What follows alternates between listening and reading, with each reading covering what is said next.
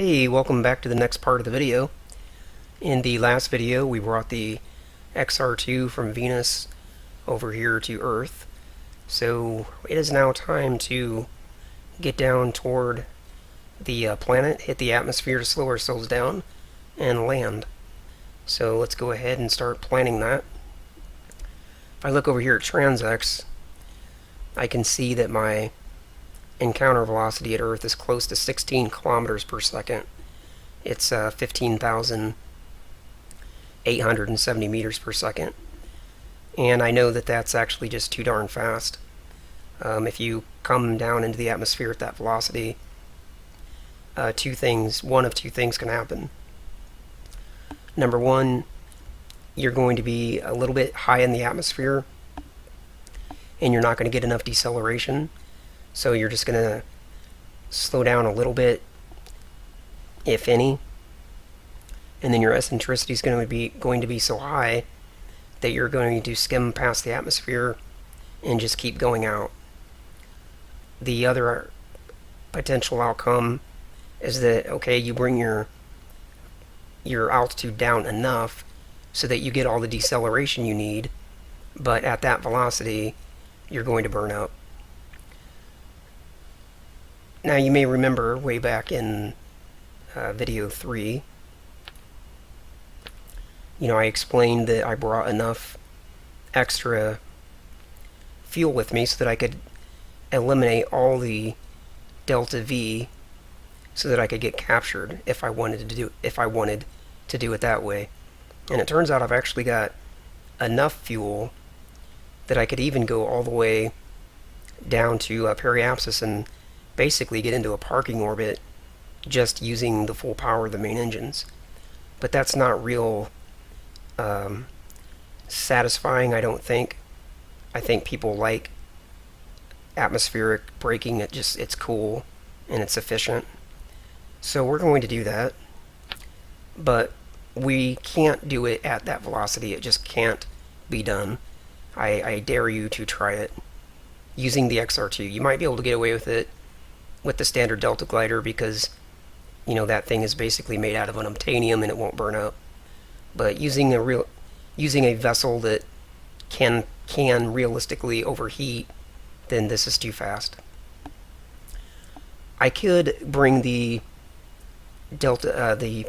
encounter velocity down to 14.5 kilometers per second, and that would work.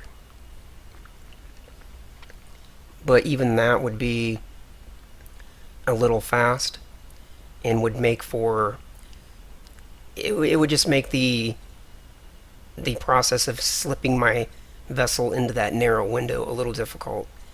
So to make life not any more difficult than it has to be, I'm going to bring this PE velocity all the way down to 13.5. That'll give me a high encounter velocity, but it'll be low enough that it'll be manageable. When you come back from the moon, I think your encounter velocity at the Earth is closer to 11 kilometers per second. So we're still going to be going much faster than we would be if we were coming back from the moon. So it's still going to be a challenging experience to some extent. So let me go ahead and bring interplanetary MFD up on this side, and let's get ready to do this deceleration burn here to get rid of some of this velocity. Now, the reason I brought interplanetary up on that side is so that I can keep an eye on my PEA as I do this burn. As soon as I hit the main engines, this PEA is going to immediately drop, and it would get down to negative 500 or negative 1000 or something if I didn't do anything about it. So what I can do is just rotate slightly one way or the other. Let me see, I'm facing backwards, so rotation. So I need to rotate a little bit this way, and that'll keep the PEA from going down. So I'm going to start the main engines and bring the PE velocity down to 13.5, and I'm going to use rotation to control the PEA according to what interplanetary MFD is reporting. Okay, you can see the PEA is actually going up there a little bit, so if I rotate just a little bit that way, there we go, now it's coming down, and that'll just let me keep control over where that PEA is going to end up.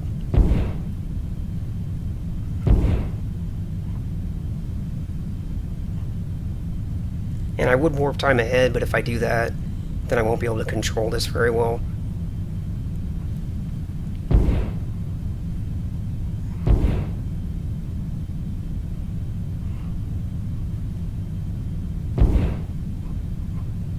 And we'll just kind of leave it right there.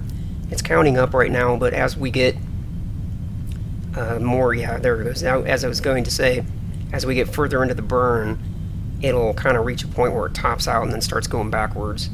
So I might even want to rotate a little more out, because it's probably going to pass, you know, that 70 kilometer point and go back further down. And I'm trying to keep it basically right around 70 kilometers. Yeah, it's going negative again, so let me go a little more out.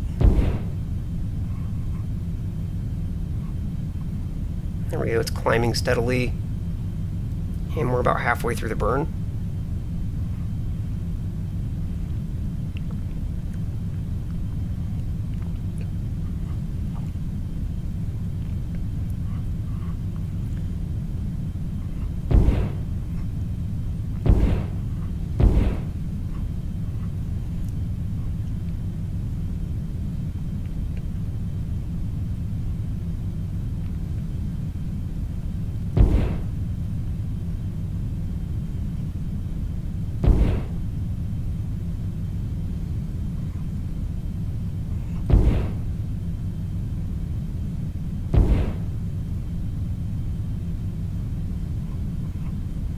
Okay, getting pretty close to the end of the burn. And we'll go with that. And we kept our PEA basically right where we wanted it. Translation. And that's going to Rotation. see as I get closer to Earth. It's going to change a little bit, but is it going to go up or down? I'm not sure. Let me go prograde. It won't change by much, so I'm not going to worry about it. That's the one really nice thing about interplanetary MFD, is that this map program that it has is really reliable when it comes to reporting these altitudes. But let me actually just warp time ahead by maybe 100. Let's go to 1,000.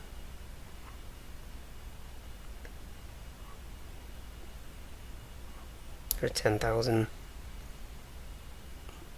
It's actually holding pretty well.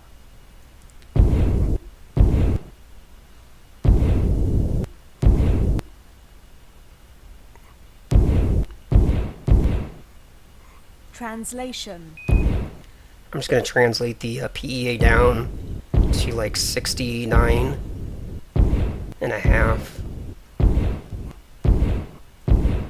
Yeah, about right there. Rotation. Let's get in closer. Yeah, it's ticking up a little bit, okay.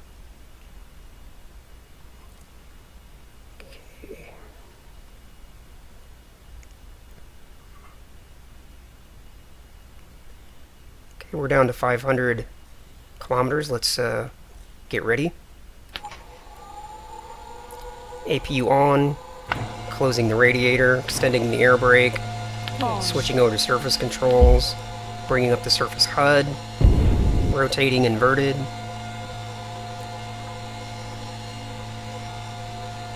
And making sure the elevator trim is level and not set to some weird position. And we'll get ourselves rotated, yawed, and pitched toward the velocity vector like that. I'm going to bring orbit MFD up on this side. 90%. change the projection to the ship, the distance to the surface, and the frame doesn't really matter. And on this side, we'll look at map for now. Going to target wide awake, because you can see we're on a rather equatorial type of orbit here, so that'll be the easiest. That'll be the easiest space to target. And it looks like we are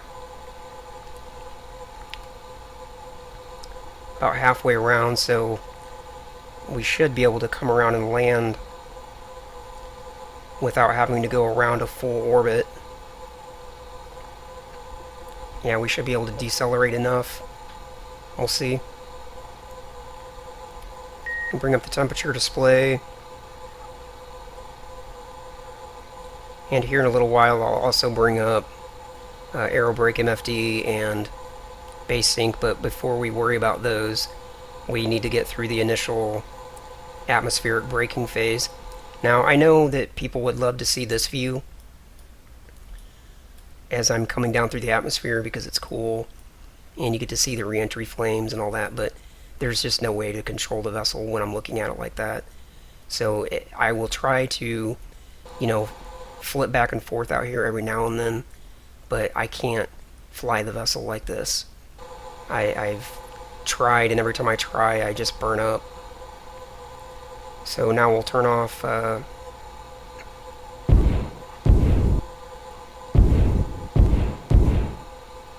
rotation here in a moment. What I wish is that I could actually have this view available in an external MFD so I could fly the vessel like that and then have that view up here in the corner for everybody to look at. Off. Alright, now I gotta get down to business.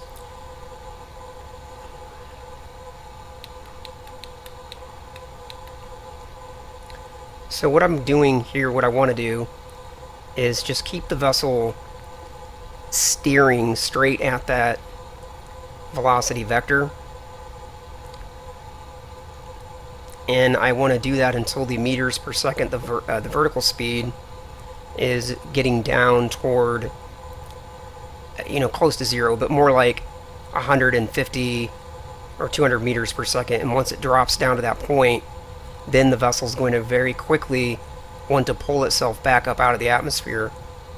So what I've got to do is once it gets down to about, once the vertical speed gets much below 200, then I've got to immediately start pitching into the atmosphere so that once I get to periapsis, which is just 13 seconds away, the vessel won't want to pull out into the atmosphere. So like right now, I need to pull down and just hold the vessel like that, even though I'm warming up. So I've got to watch my vertical speed, or rather watch my temperature. But I can't let the vertical speed go positive. If it goes positive, I'll skip out.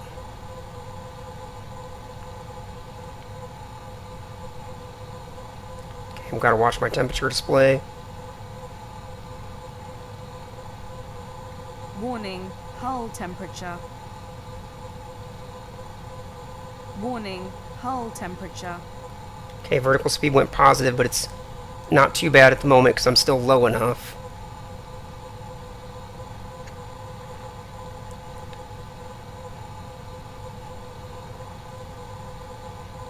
Okay, and there we are. Now I just got to hold this position, and I'll give you a quick look outside. Okay, that's all you get because I've got to maintain control.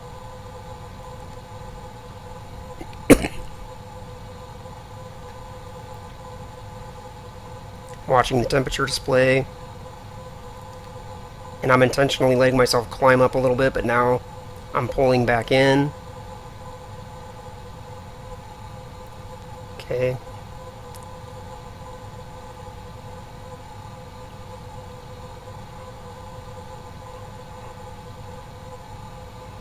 Okay, quick look outside for you.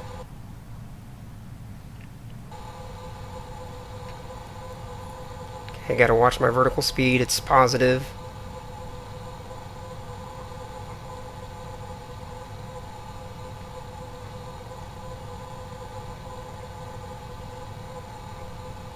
I'm just trying to hold the vertical speed right here, basically around 0.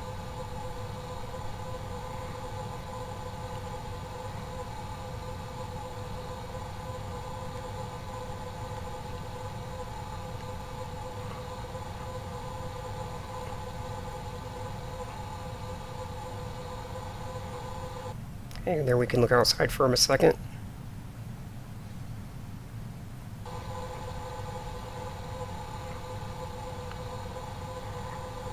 And you can see our eccentricity closing in slowly.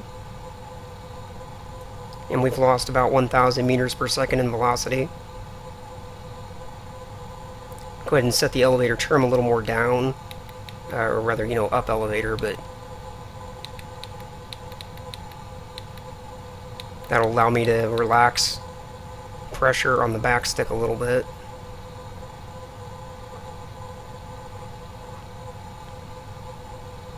The difficult part is over. Well, in some sense, in part, the difficulty of this type of maneuver is flying through the whole thing patiently without becoming apathetic or bored. But what I was referring to is when you initially hit the atmosphere right there at a very high velocity, it's easy to overheat or skip out. So once you've got yourself in that, in that narrow window, it's not too hard to hold it. You can see my vertical speed just by just a little bit of back pressure, back and forth on the stick, I'm able to hold it, real close to 0. And the vessel is in the green, so I'm very hot, but I'm not, overheating.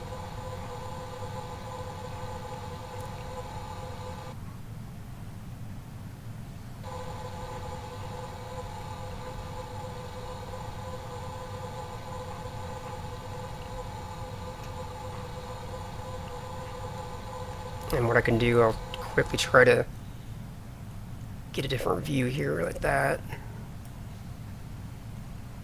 Let me jump back inside. You can see when I go outside like that, you can see how much my vertical speed shifted, because you just can't see what's going on when you're out there. And my vertical speed dropped all the way to negative 25 just in the 2 or 3 seconds I was looking outside.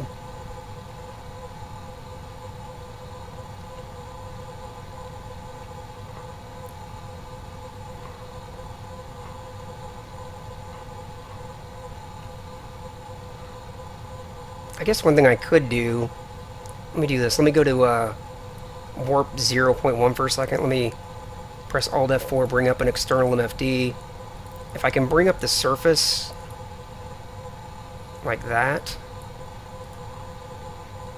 let me go back to real time now and get the vertical speed where I need it.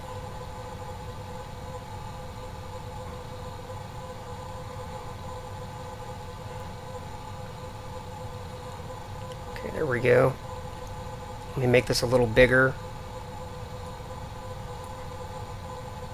Okay. Yeah, I can do that for a little bit. Now I can see the vertical speed, which is what I really need to see more than anything.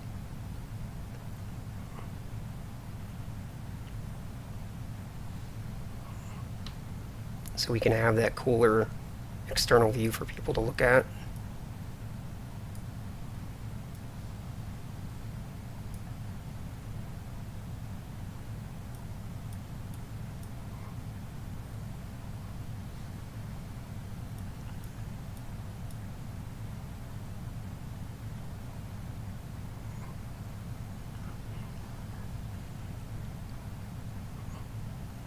And I don't have to worry about the temperature at this point, as long as I know that my vertical speed is close to 0 and I know where my altitude's at.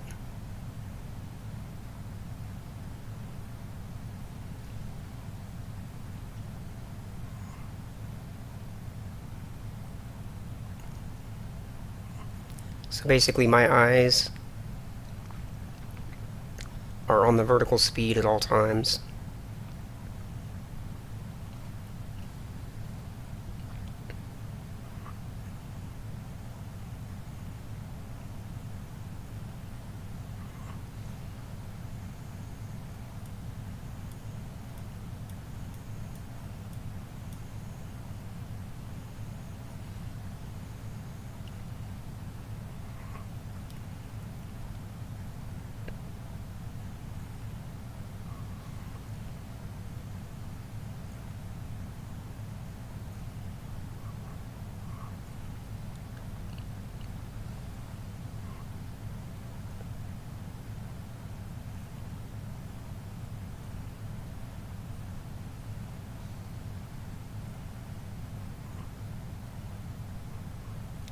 And it takes a while just to get captured.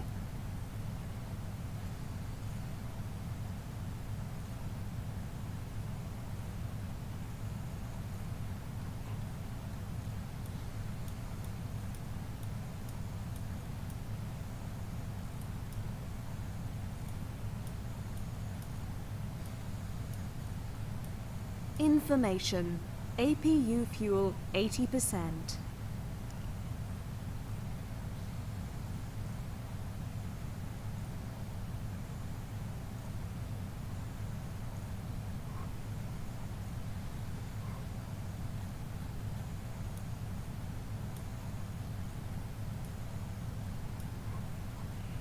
Alright, I'm gonna jump back inside for a while. It's still easier when I have this view.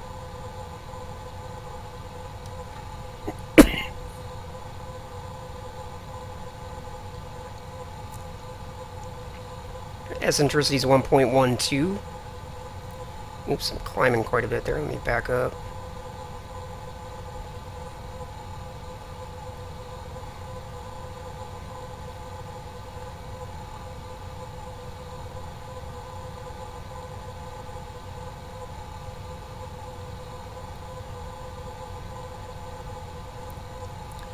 It's still possible to skip out, so you've got to really watch your vertical speed. Until you're captured, it's you definitely don't want to run the risk of getting distracted and skipping out. And in fact, once you are captured, you really want to, keep paying attention for quite a while, because you'll notice when we get captured here, our apoapsis is going to be, like 400, 400,000 kilometers. It's going to be way out there. So you don't want to skip out even after you get captured. But at the very least, if you did mess up and get too high in the atmosphere and lose control of the vessel and skip out once you're captured, at least you can go around. But you don't want to do that if you can avoid it. Speaking of going around, I don't know if I'm going to have enough time to land at Wide Awake right away or not. May have to go around one to orbit. Well, we should be able to make it. Almost captured.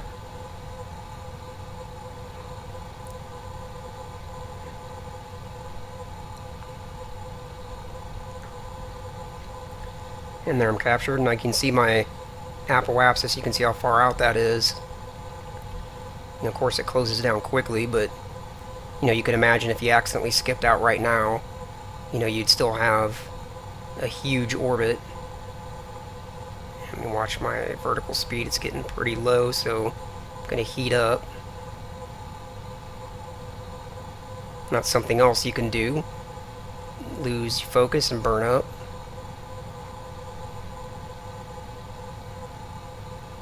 Okay, we're back under control. Alright.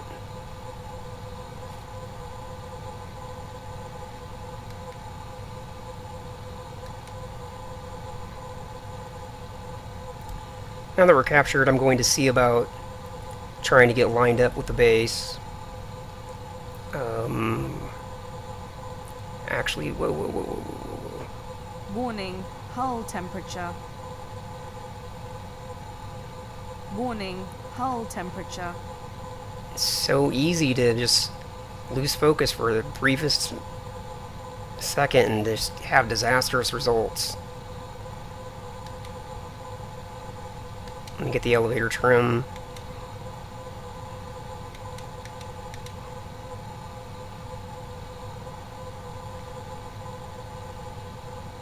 Climb up to like 67 kilometers.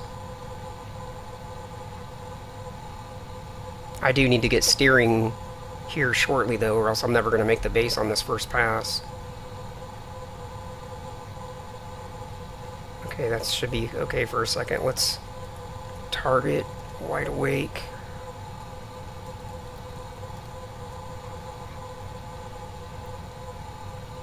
Yeah, I'm definitely climbing too much. Don't want that either.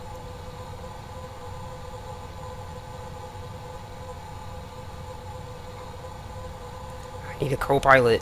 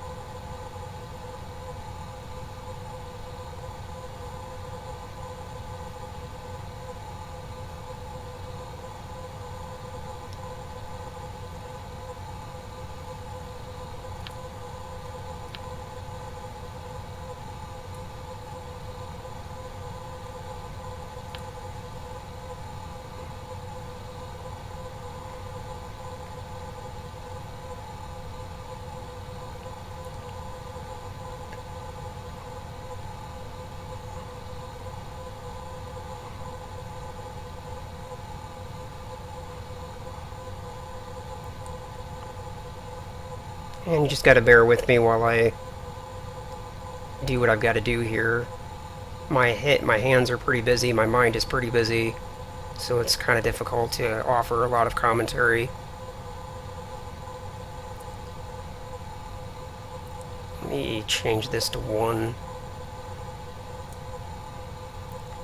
Less stuff to look at. I could turn off that graphic.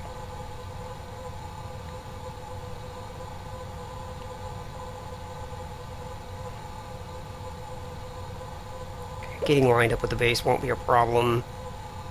I think we've still got time to, completely slow down, I think.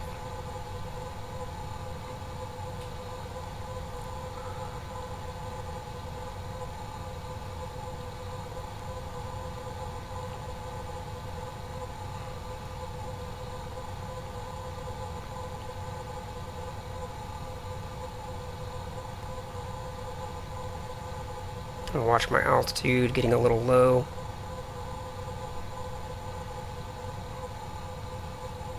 So I'm going to push up on the stick a little bit to get my meters per second, my vertical speed.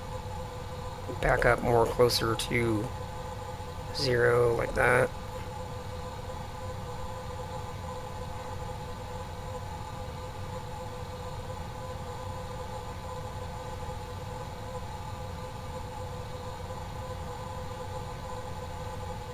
Okay, now basically just need to hold this position. Things are coming along well. Distance to the base is coming down. Everything's fine just like this. Gonna bring up aero brake. That's gonna come in handy soon.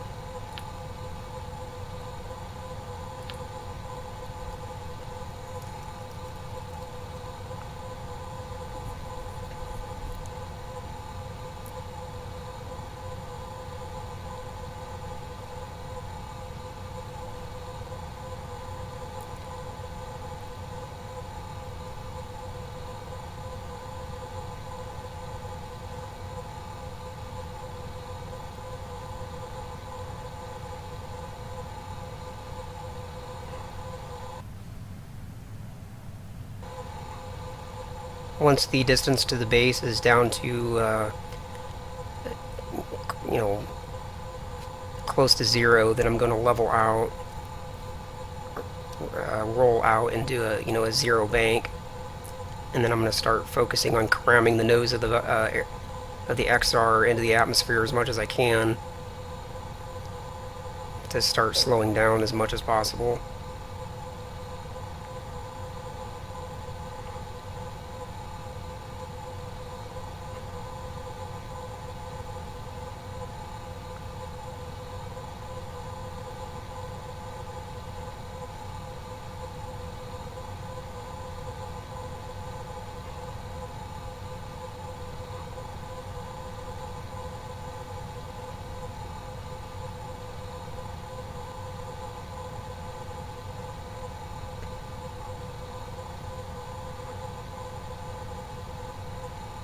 Okay, distance off base is just a couple 100 kilometers.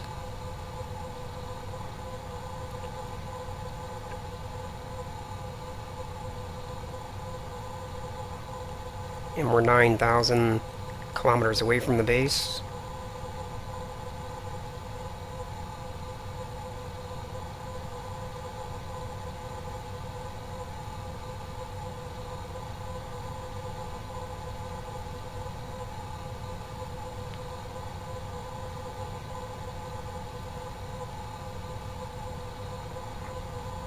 Okay, I'm going to start rolling out now. Information. APU fuel 70%.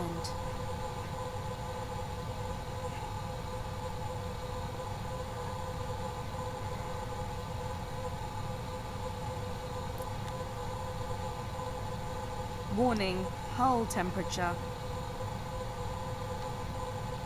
Warning, hull temperature. Oh my Warning, god. airframe overheating.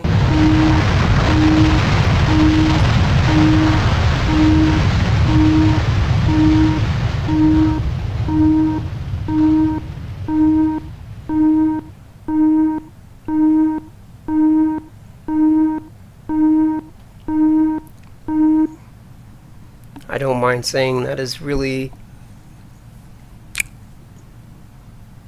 not only disappointing, but almost just rage quit.